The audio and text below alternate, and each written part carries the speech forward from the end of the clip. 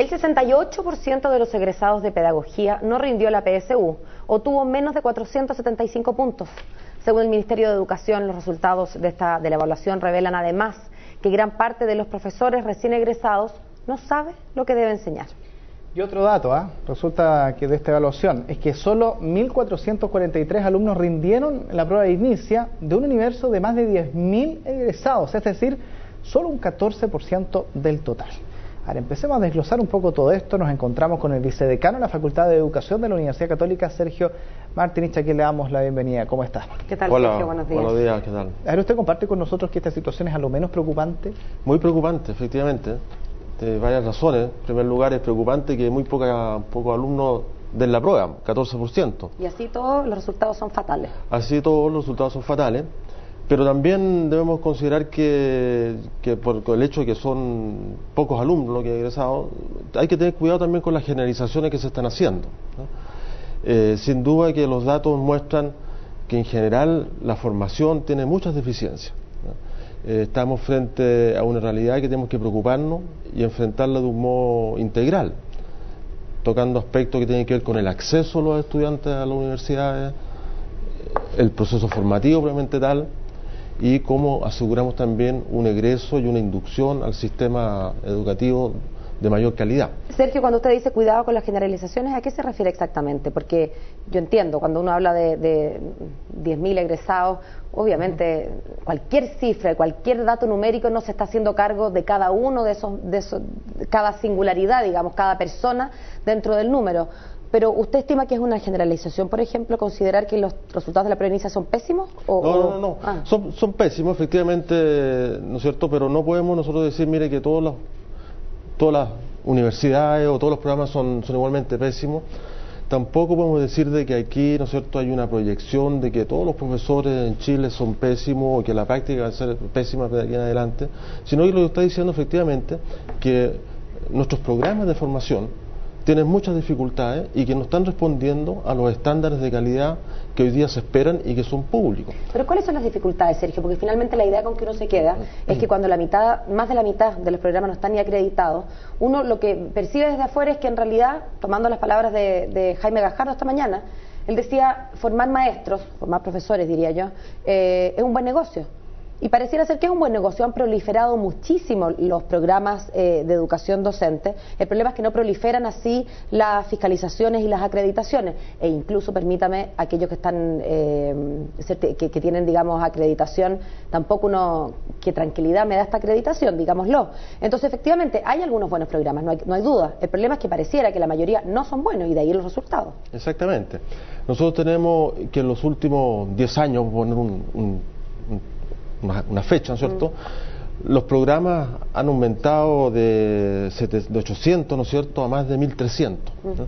De esos, ¿no es cierto?, 1.320, 1.330 programas. 1.324, 700 y tantos, ¿no es cierto?, son programas que pertenecen a universidades, ¿no?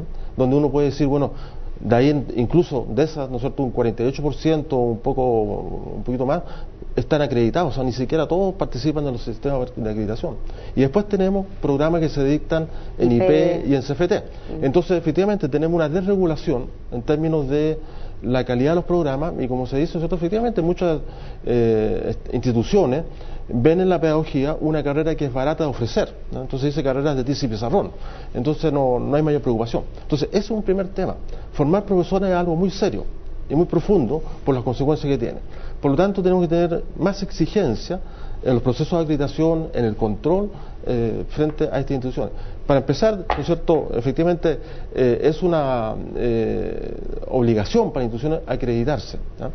Pero no tenemos, ¿no es cierto?, una cantidad suficiente de programas que estén cumpliendo con estos procesos, y hay ciertas dudas con respecto a la calidad, ¿no es cierto?, de los procesos de acreditación que se llevan a cabo. Sergio, antes de cerrar, Germán, antes de que, digamos, quería contrarrestar su mirada con la mirada de Jaime Gajardo. Hoy día usted concuerda conmigo que los resultados son pésimos. Sí. Y sin embargo, conversamos en la mañana con el presidente del Colegio de Profesores, se le preguntaba sobre estos malos resultados, y él dice que en realidad la ministra tiene que tener cuidado con saltar a conclusiones precipitadas, porque la muestra, dice él, es muy pequeña, es un 14%. Entonces, es verdad, 14% es una muestra pequeña.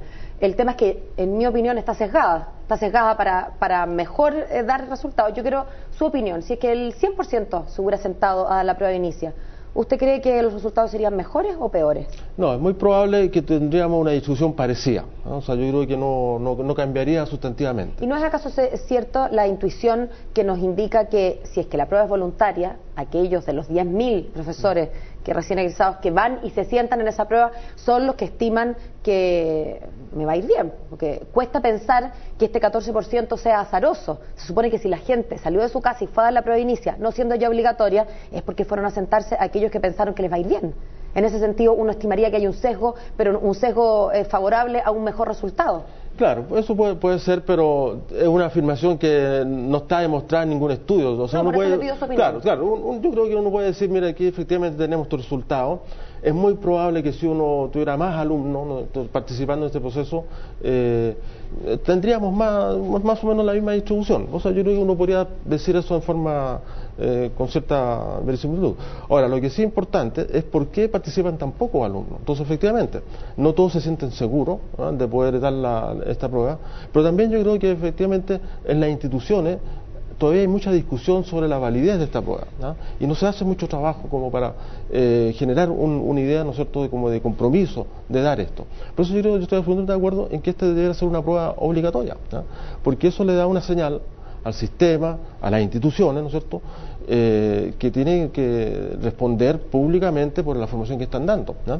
Y los contenidos de la prueba, efectivamente, no es que sean sorpresa, sino que los contenidos de la prueba deben responder a estándares nacionales, ¿no?, bueno, que están definidos y que entonces todas las instituciones tienen que alinearse con esos estándares. Ahora, una vez me hicieron una reflexión bien extraña, pero le encontré sentido, que me dijeron que cuando en el cuerpo humano te falla un órgano, empieza a fallar todo el resto. Aquí el problema de educación es como el cuerpo completo, y aquí estamos viendo que no falla un órgano, aquí hay una falla multisistémica en todos los sentidos, desde que los directores de escuelas de un sector dice que en el fondo escuchará a las grandes autoridades del país y es como una desconexión de los temas completamente, creen que aquí se están tocando temas distintos a lo que viven en la realidad, y eso lo empieza a barajar en distintas áreas hasta llegar a las universidades donde se forman finalmente los profesores. Y ahí yo me quiero tener con cifras, que hay aumentado en los últimos 5 años de 5.000 a 10.000 egresados, que la curva de estudiantes que hayan querido dar esta prueba haya ido disminuyendo a llegar del 38 al 14%, y en fin, que los resultados sean como son.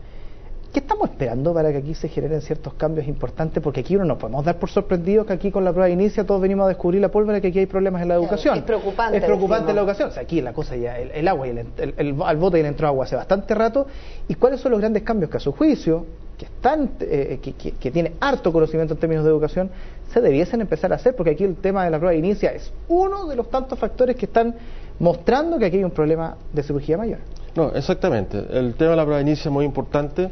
Y como llevamos mucho tiempo discutiendo si debe ser obligatoria o voluntaria, entonces eso es una cosa que hay que decir a la brevedad, pero tiene que ver con el final del proceso, ¿no es cierto?, al final, y tenemos que también preocuparnos del principio. Entonces aquí, por ejemplo, el tema del acceso, ¿no?, de los puntajes mínimos de acceso a una carrera de formación como es la pedagogía. ¿Cuánto debería ser el puntaje de corte? ¿Con qué mínimo deberían entrar los estudiantes, los aspirantes a profesores? Bueno, en general, y lo que se propone la ministra también para el proyecto de ley, es de 550 puntos como mínimo. ¿Le parece suficiente? No, nosotros creemos que debiera ser 600. De hecho, es el mínimo que hoy día se coloca para obtener la beca vocación de profesor, y solamente un 28% de las universidades, ¿no es cierto?, colocan eso como mínimo. Entonces, creo que tenemos que cuidar el acceso. Pero me quiero tener ahí, pero ¿por qué un mínimo tan bajo y por qué a un profesor se le tiene que catalogar, o un aspirante a estudiante para ser profesor, se le tiene que catalogar con ese nivel de puntaje? Como por ejemplo para medicina se necesitan 800 puntos, para otras carreras se necesitan 780, 800 puntos, ingeniería civil, incluso hasta periodismo en universidades piden 700 y tantos puntos. ¿Por qué para profesor un mínimo tan bajo cuando son los encargados de justamente enseñar las bases de la educación para quienes quieren ser ingenieros o médicos, en fin? ¿Por qué? ¿Por qué tan, perdón la expresión, mediocre el sistema de tan bajo puntaje? Sí, bueno, esto es un tema más complejo porque efectivamente tiene que ver con la imagen social que existe de la profesión. O sea, si uno subiera los puntajes de corte a 600, 700 puntos, etcétera, claro, ese grupo de alumnos está también prefiriendo otras carreras, ¿no es cierto? Con esos sueldos no entraría nadie, claro. Exactamente.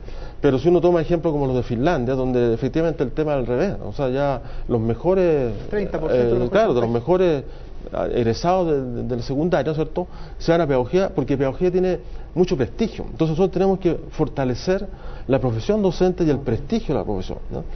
Y eso va asociado también a temas de ingreso, carrera profesional, etc. Entonces es un campo de la problemática, de cómo fortalecemos la profesión docente, ¿no? Pero el acceso, yo creo que efectivamente 550 puntos, 600 puntos es un buen punto de partida, y ahí viene otro proceso, que es el valor que tiene que agregarle la institución, ¿no? Por eso es preocupante el hecho de que, digamos, mire, Inicia está estrechamente relacionado con PSU, de acuerdo, está estrechamente relacionado, pero eso no es un buen dato. O sea, deberíamos estar efectivamente que esté más relacionado con la calidad de los procesos formativos que tiene la universidad. Entonces, y aquí hay señales positivas, ¿no?, que deberíamos ampliarlas. Hay programas de apoyo a las facultades de educación que son competitivos, que son licitaciones públicas, ¿no es cierto?, convenios de desempeño que establece el Estado con universidades para que se desarrollen programas de formación innovadores, se revisen estos problemas y exista compromiso con metas notables, ¿no es cierto?, de cambio en la formación. Entonces, una línea importante es fortalecer el apoyo al cambio en nuestras mallas curriculares profesionales. Y otro tema muy relevante tiene que ver con, yendo a la salida, ¿no es cierto?, si garantizamos buenos procesos formativos, también es muy importante el proceso de entrada de los profesores, ¿no es cierto?, a los establecimientos educacionales.